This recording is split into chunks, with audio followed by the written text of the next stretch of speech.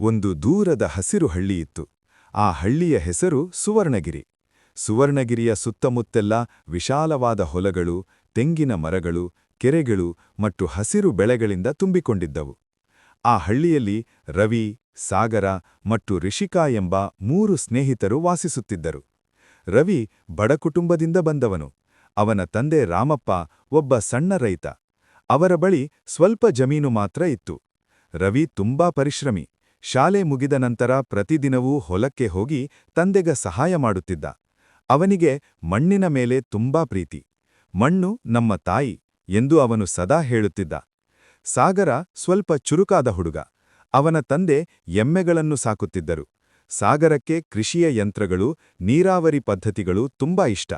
ಹೊಸ ಹೊಸ ವಿಧಾನಗಳನ್ನು ಕಲಿಯಬೇಕು ಎಂಬ ಆಸೆ ಅವನಲ್ಲಿತ್ತು. ಅವನು ಸದಾ ನಾವು ಹಳೆಯ ರೀತಿಯ ಜೊತೆಗೆ ಹೊಸ ತಂತ್ರಜ್ಞಾನ ಬಳಸಿದರೆ ಬೆಳೆ ಇನ್ನೂ ಚೆನ್ನಾಗಿರುತ್ತದೆ ಎಂದು ಹೇಳುತ್ತಿದ್ದ. ರಿಷಿಕಾ ಬುದ್ಧಿವಂತ ಮತ್ತು ಧೈರ್ಯವಂತ ಹುಡುಗಿ. ಅವಳ ತಾಯಿ ಕೂಡ ಹೊಲದಲ್ಲಿ ಕೆಲಸ ಮಾಡುವ ಮಹಿಳೆ. ರಿಷಿಕಾ ಶಾಲೆಯಲ್ಲಿ ಕೃಷಿ ವಿಷಯವನ್ನು ತುಂಬಾ ಆಸಕ್ತಿಯಿಂದ ಓದುತ್ತಿದ್ದಳು. ಮುಂದೆ ಒಳ್ಳೆಯ ಕೃಷಿ ವಿಜ್ಞಾನಿಯಾಗಬೇಕು ಎಂಬ ಕನಸು ಅವಳದು. ಹೊಲದಲ್ಲಿ ಕೆಲಸ ಮಾಡುವುದು ಅವಳಿಗೆ ಹೆಮ್ಮೆಯ ವಿಷಯವಾಗಿತ್ತು. ಒಂದು ವರ್ಷ ಮಳೆಯೂ ಕಡಿಮೆಯಾಗಿ ಹಳ್ಳಿ ತುಂಬಾ ಸಂಕಷ್ಟಕ್ಕೆ ಸಿಲುಕಿತು. ಕೆರೆಗಳಲ್ಲಿ ನೀರು ಕಡಿಮೆಯಾಯಿತು. ರೈತರೆಲ್ಲ ಚಿಂತೆಯಲ್ಲಿ ಮುಳುಗಿದ್ದರು.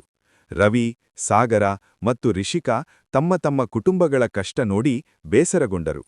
ಒಂದು ದಿನ ಮೂವರು ಸೇರಿ ಮಾತನಾಡಿದರು. ನಾವು ಕೈಕಟ್ಟಿ ಕುಳಿತುಕೊಳ್ಳಬಾರದು, ಏನಾದರೂ ಮಾಡಬೇಕು ಎಂದ ರವಿ. ನೀರನ್ನು ಸರಿಯಾಗಿ ಬಳಸುವ ವಿಧಾನ ಪ್ರಯತ್ನಿಸೋಣ ಎಂದ ಸಾಗರ. ಮತ್ತು ಬೆಳೆ ಆಯ್ಕೆಯನ್ನು ಬದಲಾಯಿಸೋಣ ಎಂದ ರಿಷಿಕಾ. ಅಂದಿನಿಂದ ಅವರು ಒಟ್ಟಾಗಿ ಕೆಲಸ ಮಾಡಲು ನಿರ್ಧರಿಸಿದರು. ಬೆಳಿಗ್ಗೆ 4 ಗಂಟೆಗೆ ಎದ್ದು ಹೊಲಕ್ಕೆ ಹೋಗುವುದು ಅವರ ದಿನಚರಿಯಾಯಿತು. ರವಿ ಮಣ್ಣನ್ನು ಪರೀಕ್ಷಿಸಿ ಯಾವ ಭಾಗಕ್ಕೆ ಯಾವ ಬೆಳೆ ಸೂಕ್ತ ಎಂದು ನೋಡುತ್ತಿದ್ದ.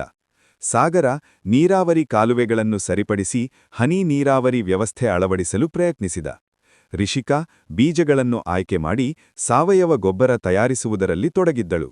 ಬಿಸಿಲು, ಮಳೆ, ದಣಿವು ಏನೂ ಅವರನ್ನು ನಿಲ್ಲಿಸಲಿಲ್ಲ. ಕೆಲ ದಿನಗಳು ಕೈಯಲ್ಲಿ ಚರ್ಮ ಉದಿರಿ ಕಾಲು ನೋವಿನಿಂದ ನಿಲ್ಲಲಾಗದ ಸ್ಥಿತಿಯೂ ಬಂದಿತು.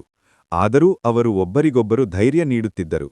ರವಿ, ಸಾಗರ ಮತ್ತು ರಿಷಿಕಾ ತಮ್ಮ ಶ್ರಮ, ಸ್ನೇಹ